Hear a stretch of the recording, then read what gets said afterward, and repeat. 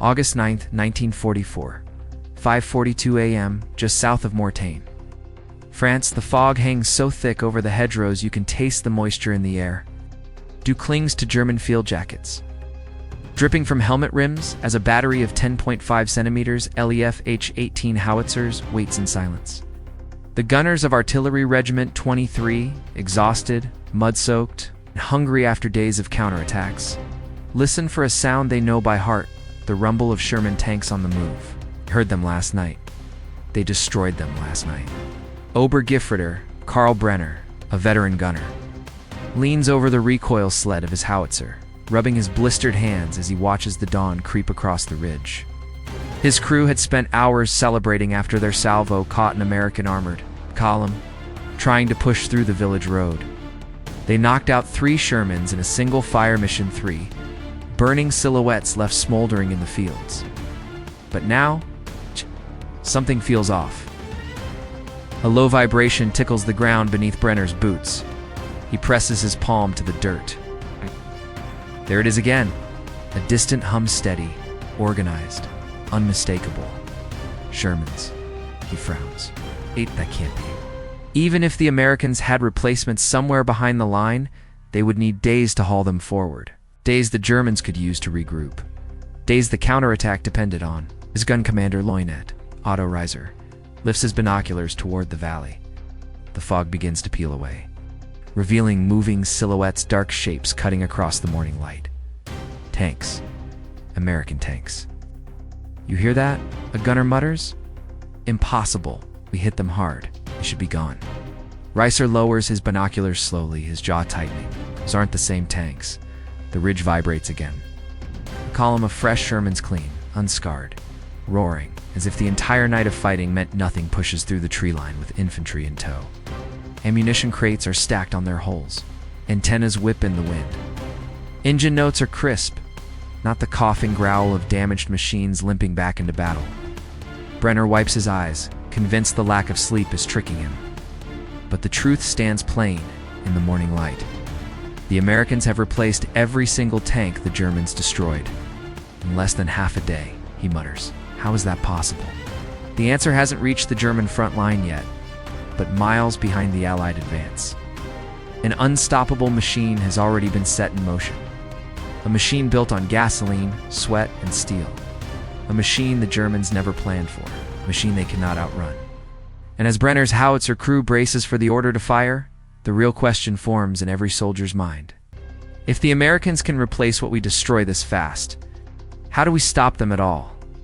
Hours earlier, long before Karl Brenner pressed his hand into the vibrating French soila, very different kind of vibration, thundered across the Allied rear lines. August 9, 1944, 0:17 a.m., the Normandy sky is black. The roads choked with dust, and the engines of GMCC CKW 2.5-ton trucks hammer the night like a rolling drumline. Their headlights are blacked out, their drivers over-caffeinated and re-dyed, but the convoy never slows.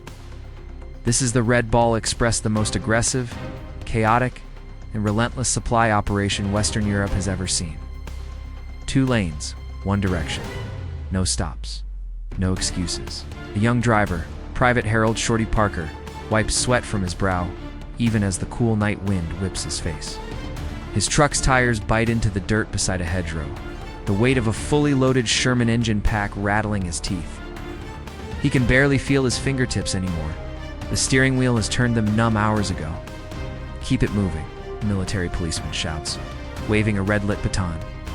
Behind him, the convoy stretches into the darkness. Dozens of trucks hauling ammunition, rations, spare parts, and tanks. Real tanks. Brand new M4A1 Shermans chained to flatbed trailers like steel giants asleep in the moonlight. Parker glances at one as he passes. It looks untouched, fresh from the Richmond or Detroit assembly lines, paint smooth, tracks unworn. Somewhere up near Mortain, American crews are waiting for these machines the way drowning men wait for air. The convoy speeds into a turn, tires screaming. Parker's heart jumps as his truck tilts, dangerously close to the ditch. But he grits his teeth and holds on. Every driver knows the rule drilled into them the moment Red Ball was born. If you stop, you die. If you slow down, someone else dies. The war doesn't pause for broken axles, flat tires, or exhaustion. And tonight, it absolutely will not pause for the 3 Shermans the Germans destroyed hours earlier. Far ahead, on a temporary repair yard nestled beside a cluster of orchards, floodlights shine like miniature suns. The area is alive with motion cranes swinging, welders sparking, mechanics shouting over the roar of engines being torn apart. This is Maintenance Battalion 3, commanded by Major Frank Delaney, man whose uniform sleeves are permanently stained with grease. He doesn't need coffee. Adrenaline and fury keep him awake. Delaney slams a clipboard against the hood of a Jeep. We've got 3 tank crews coming back with burns on their uniforms, and they want to be in the fight by sunrise, he barks. Sir, we don't have 3 Shermans ready, a sergeant answers. Maybe 1, maybe Delaney's eyes narrow. Not acceptable. They lost tanks at 1940. It's now 041. That gives us, he checks his watch, 5 hours before they recombat and effective. He takes a breath. We'll have 3. The men don't argue. They just move, cutting torches flare. Engines drop into holes like thunder. Tracks are hammered into place. Spare parts fly off shelves faster than supply clerks can record them. No one asks how long the crew slept. The war doesn't ask either. By 2:10, Parker's convoy screeches into the yard. Mechanics race forward before the trucks even stop moving. Cut the chains. Get that turret motor ready. Fuel it. Now move. Parker jumps down from his cab, legs trembling, and watches as the Sherman he hauled is driven straight toward the repair line. No ceremony, no inspection. Simply vanishes into the controlled chaos of men who refuse to lose momentum. The Germans may think they destroyed 3 tanks, but the Americans are already thinking about the next 3, and the next 3 after that. Dawn is still hours away, but Major Delaney senses the momentum shifting, the invisible gears turning. He knows what this means. If the Germans believe knocking out a few Shermans will slow the American advance, they're about to learn the truth. A truth delivered in steel and gasoline. A truth rolling toward Mortain at this very moment. August 9th, 1944. 6:11 a.m. back on the Mortain Ridge. The fog is thinned enough for Oberkfrieder Karl Brenner to see every rivet on the approaching Shermans. The engines grow louder, too loud, too numerous. He counts 5. 7 silhouettes crawling up the narrow road they hammered last night. Leutnant curses under his breath and raises his binoculars. That's impossible. We hit their column squarely. Those tanks should be burned out husks. Brenner can't take his eyes off the lead Sherman. It isn't limping. It isn't patched with field repairs or dragging a damaged track. Its bowgun glints in the morning sun like it's fresh off a production line. And behind it, infantry from the 30th Infantry Division move in clean formation, rifles up, confident, nothing like men who lost armor 8 hours ago. The young gunner mutters. They must have had reserves nearby. But Brenner knows better. The Americans didn't just send reserves, they sent replacements, and they shouldn't have had time for that. Leutnant Brenner says quietly. How many tanks do they have back there? Reiser lowers the binoculars, his face pale. More than we can afford to destroy. On the opposite ridge. A German forward observer from Grenadier Regiment, 980, crouches behind a shattered wall, radio handset pressed to his ear. He watches the same Shermans roll forward and hesitates before speaking. Artillery Regiment 23, be advised. Enemy armor has returned. Multiple units. Condition appears. He stops, struggling for the right word, new. The voice on the radio crackles back in disbelief. New. Impossible. They should be burning. I'm telling you, the observer whispers. These tanks are not the ones we hit. A long silence fills the line, then a quiet, unsettling phrase. Hold your position. High command must be informed. Even the Germans don't know how to categorize what they're seeing. Replacement of armored vehicles this fast doesn't fit any of their intelligence reports. Not even the most optimistic Wehrmacht analysts predicted the Americans could sustain this kind of pace. But the Shermans keep coming. Leutnant Reiser finally snaps back into command mode. Prepare the guns, Brenner lay for direct fire. The gun crew scrambles, boots slamming against wet earth. The 10.5 centimeters howitzer grinds as they wheel it toward the valley. Brenner's ears ring as he yanks open the breech, the metallic clank echoing through the battery line. Ready? He shouts. The and something catches his eye. Behind the first wave of Shermans barely visible in the rising light are more vehicles, trucks, tank, transporters, fuel bowsers, a full logistical tail rolling right behind the armor. "Oh God," Brenner whispers. "These aren't just tanks returning to the front. This is a system and entire ecosystem of support moving as one unstoppable organism. System the Germans cannot replicate. A system the Germans barely even understand." Reiser sees it too. His face hardens. Fire mission armor, column range 1,200. But even as the order leaves his mouth, the Shermans shift formation, angling across the slope with practiced confidence. Their turrets swivel, as if responding to invisible cues. They move like machines backed by unlimited fuel, unlimited parts, unlimited replacements. A terrifying thought grips Brenner. We are fighting an army. It cannot be weakened.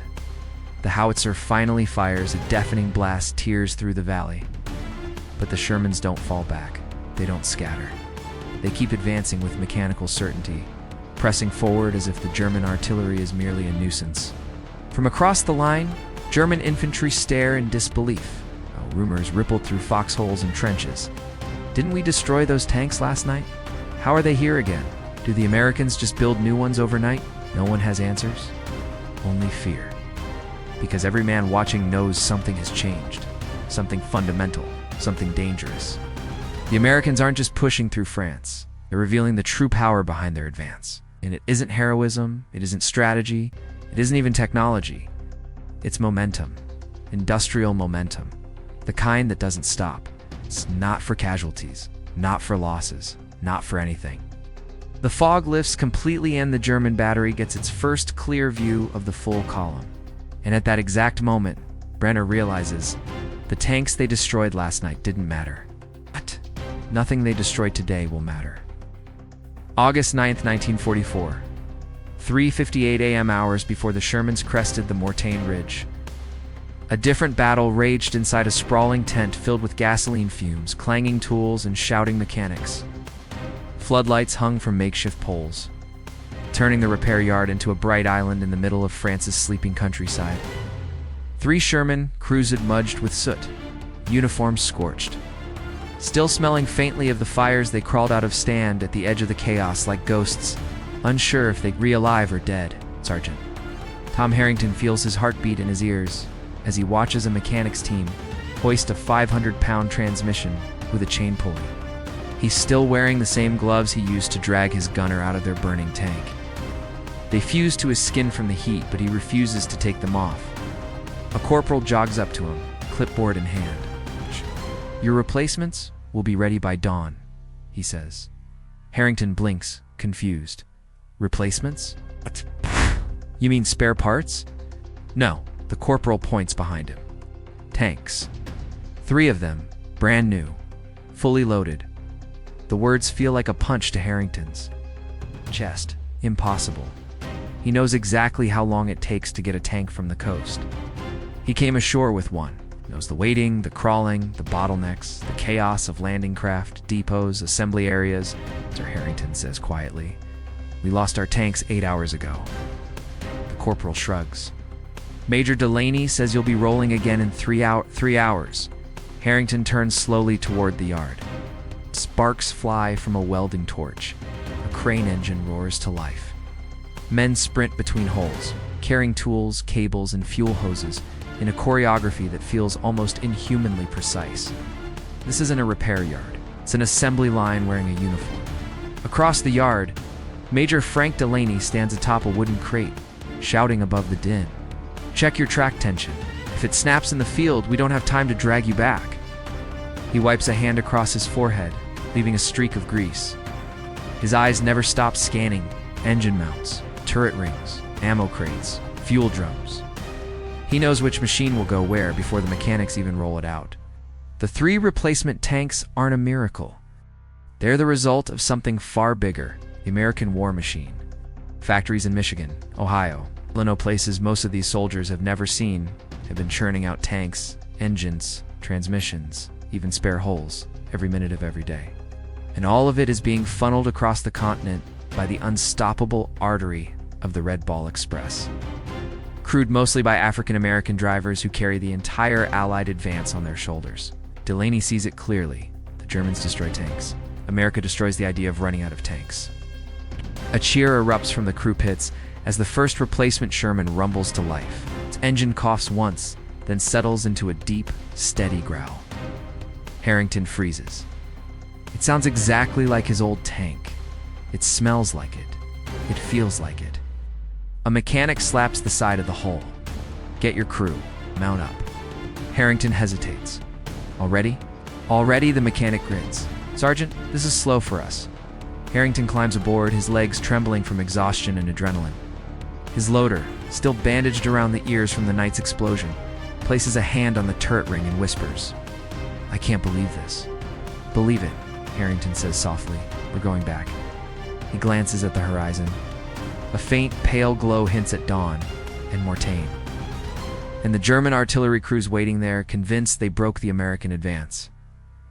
4:41 a.m., a second Sherman rumbles forward. Then a third. Each one fueled, armed, loaded, and crewed in minutes. Ammunition crates are tossed into turret baskets.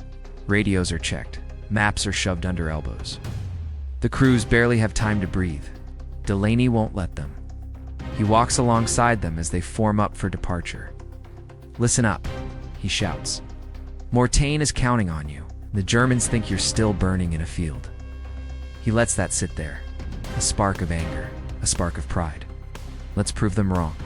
Engines roar as the three tanks roll out into the darkness, their silhouettes merging with the convoy of fuel trucks and half-tracks escorting them. This is the reality the Germans don't see. The U.S. Army isn't just fighting with tanks. It's fighting with the weight of an entire nation's industry behind it. A nation that can replace in 48 hours what another army might need weeks to rebuild. A nation that doesn't pause. A nation that doesn't get tired. A nation that doesn't run out. And as the column disappears into the pre-dawn mist, one question hangs in the air like smoke. What happens when the enemy realizes they're fighting a factory? August 9th, 1944, 6:23 a.m., Mortain's Ridge hums with tension. The American Shermans are close now, too close. Their engines echo through the hedgerows like beasts calling out a challenge. The morning light crawls across the misty fields, illuminating the German gun pits one by one. Lieutenant Otto Reiser steadies himself behind the howitzer sight. His breath is slow and controlled, but the tremor in his hands betrays him. He's fought Soviets at Kursk. He's survived Allied air raids in Italy. But he has never seen this enemy that treats tank losses like a trivial inconvenience. "Brenner," he says quietly, low to P. The words twist Brenner's stomach, as he knows the truth. A 10.5 centimeters artillery piece firing armor-piercing shells at moving tanks is desperate, improvised, almost hopeless. But they have no choice. If the Shermans reach the crossroads below, the entire German counterattack collapses. A new order slices through the air. Target lead tanked 1,100 meters. Brenner slams an AP round into the breach. The metal clinks like a judge's gavel. Down the slope, the American tanks move with uncanny rhythm. Sergeant Tom Harrington rides in the turret of his new Sherman. Still amazed that he, even alive, let alone commanding a perfectly functioning tank just hours after his last one became a flaming tomb. "Eyes up," he shouts. German batteries on the ridge. His gunner, Corporal Dwyer, squints through the periscope. They're already sighted and Harrington's throat tightens. Then we move before they fire. But the Germans fire first. Streak of dust, thunder crack. The howitzer's recoil hurls Brenner backward as the 10.5 centimeter shell screams across the valley. It slams into the dirt just short of the lead Sherman, throwing a wall of soil over its hull. The blast rattles Harrington's teeth. That was too damn close. Dwyer rotates the turret toward the ridge. I see them. Open pits. Line of 4 guns. Harrington's voice hardens. Then we take them. 6:26 a.m. Reiser adjusts his aim, sweat dripping down his neck despite the cold morning air. Correct elevation? Again, Brenner loads another round, hands shaking from adrenaline. They fire. This time, the shell winds past the Sherman's turret by inches. One more shot. That's all they need. But then something changes. The Shermans speed up.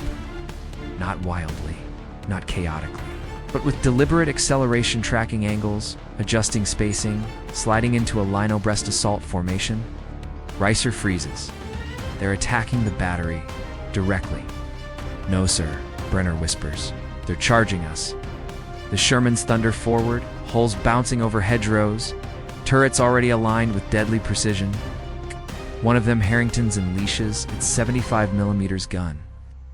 The shot detonates at the lip of a German gun pit, showering the crew with dirt and shrapnel. A loader screams. Men scatter. Panic ripples through the line. Reiser realizes what's happening. The Americans aren't cautious. They aren't timid.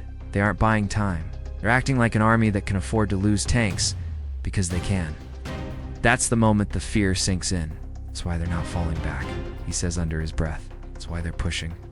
They can replace what we destroy before we reload.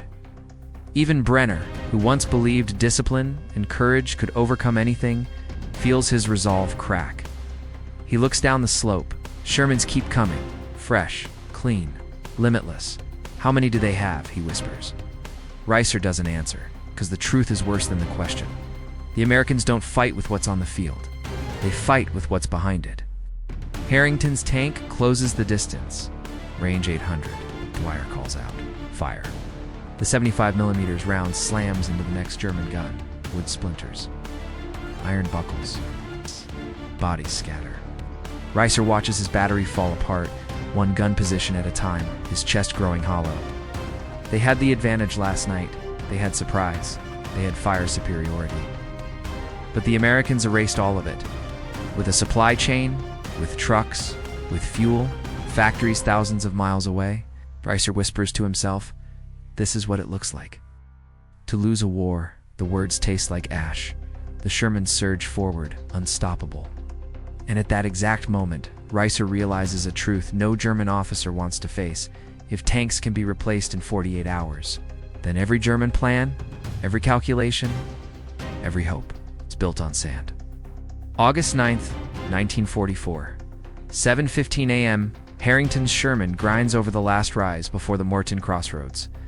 The valley spreads out below him, scarred with cratered earth, smoking gun pits, and the twisted remains of German vehicles.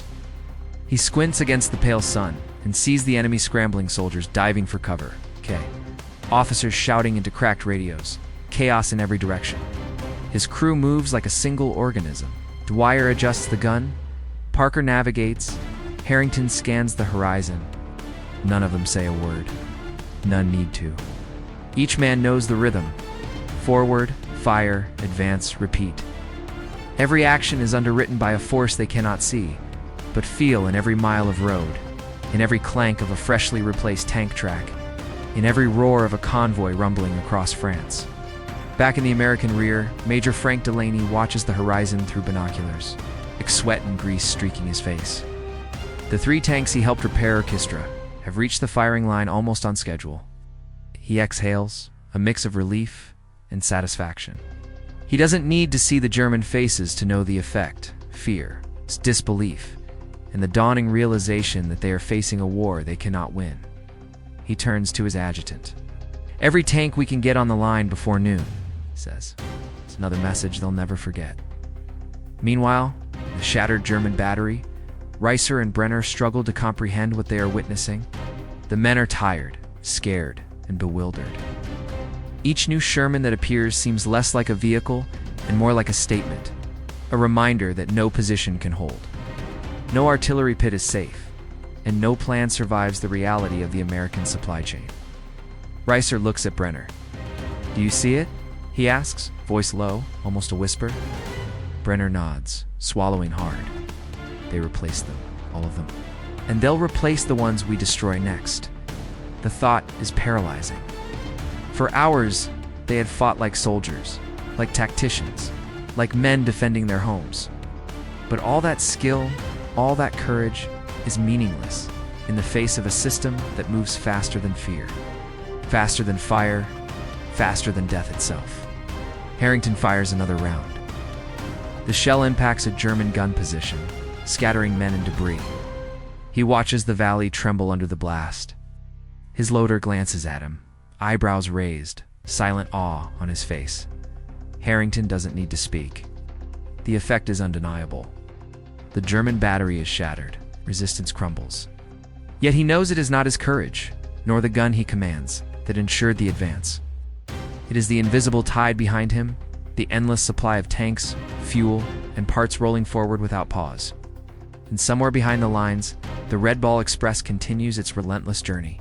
Trucks loaded with engines, transmissions, and ammunition scream across France's battered roads, unbroken by the chaos they leave behind. Each crate, each convoy, each engine is another brick in an invisible fortress that keeps the front moving, keeps the tanks rolling, keeps the enemy from ever regaining momentum.